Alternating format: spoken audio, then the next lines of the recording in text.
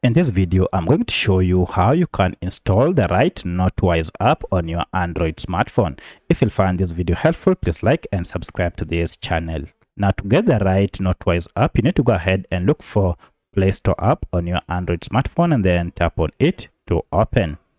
Once you have opened, go ahead and look for the search bar on top here, or if you can't see this, go ahead and look for a search icon down below. So if I tap on this bar, just search the app by its name. So I'll search for Notewise and then just tap on the search icon here. And then you can see we have a Notewise app here. To know that it is the right app, make sure it is from Notewise. And at the time of recording this app had a star rating of 4.5 with over 7,000 reviews. And currently the file size is around 161 MBs and it has over 5 million downloads. With these details, you'll know you have the right app. You can go ahead now and check out the other details, how the interface looks, look at the logo, and all these are the details for this app. Go ahead and tap on install.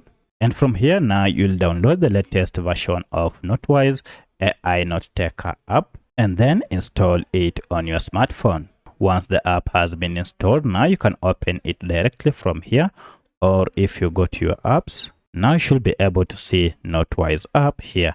If you tap on it, it will go ahead and prepare your data.